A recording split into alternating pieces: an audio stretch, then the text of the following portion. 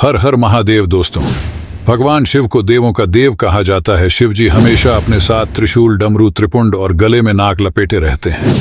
मित्रों, क्या आप जानते हैं आखिर देवों के देव महादेव को किसने दिया ईटन्स शक्तिशाली त्रिशूल?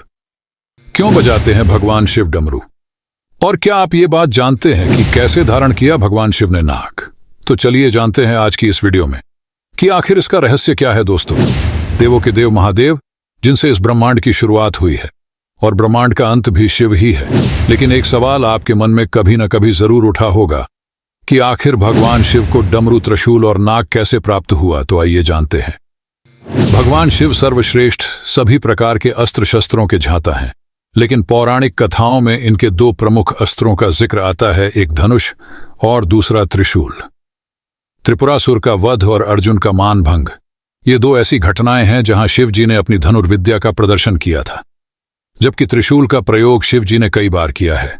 त्रिशूल से शिव जी ने शंखचूर का वध किया था, इसी से गणेश जी का सिर काटा था और वाराह अवतार में मोह के जाल में फंसे विष्णु जी का मोह भंग कर बैकुंठ जाने के लिए विवश किया था। भगवान शिव के धनुष के बारे में तो यह कथा है कि इसका आविष्कार स्वयं शिव जी ने किया था, लेकिन त्रिशूल कैसे इनके पास आया, इस विषय में कोई कथा नहीं है। माना जाता है कि सृष्टि के आरंभ में ब्रह्मनाथ से जब शिव प्रकट हुए तो साथ ही रज, तम, सत, यह तीनों गुण भी प्रकट हुए। यही तीनों गुण शिव जी के तीन शूल यानी त्रिशूल बने।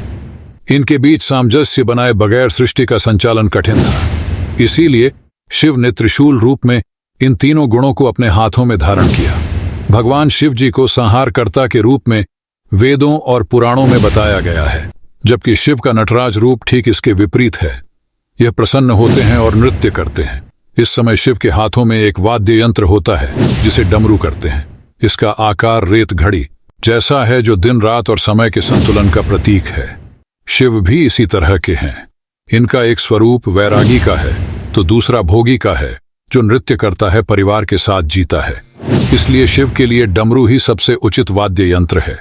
यह भी माना जाता है कि जिस तरह शिव आदि देव हैं, उसी प्रकार डमरू भी आदि वाद्य यंत्र है। भगवान शिव के हाथों में डमरू आने की कहानी बड़ी ही रोचक है। सृष्टि के आरंभ में जब देवी सरस्वती प्रकट हुई, तब देवी ने अपनी वीणा के स्वर से सृष्टि में ध्वनि जो जन्म दिया, लेकिन यह ध्वनि सुर और संगीत विहीन थी। उस समय भगवान शिव ने नृत्य करते हुए 14 बार डमरू बजाए और इस ध्वनि से व्याकरण और संगीत के धन ताल का जन्म हुआ।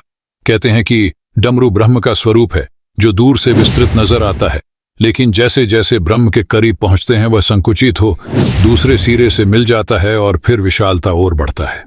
सृष्टि में संतुलन के लिए इसे भी भगवान शिव अपने साथ लेकर प्रकट हुए थे। भगवान शिव के साथ हमेशा नाग होता है। इस नाग का नाम है वासुकी। इस नाग के बारे में पुराणों में बताया गया है कि यह नागों के राजा हैं और नागलोक पर इनका शासन है। सागर मंथन के समय इन्होंने रस्सी का काम किया था, जिससे सागर को मथा गया था। कहते हैं कि वासुकी नाग शिव के परम भक्त थे। इनकी भक्ति से प्रसन्न होकर शिव जी ने इन्हें नागलोक का राजा बना दिया और साथ ही अपने गले में आभूषण की भांति लपेटे रहने का वरदान दिया।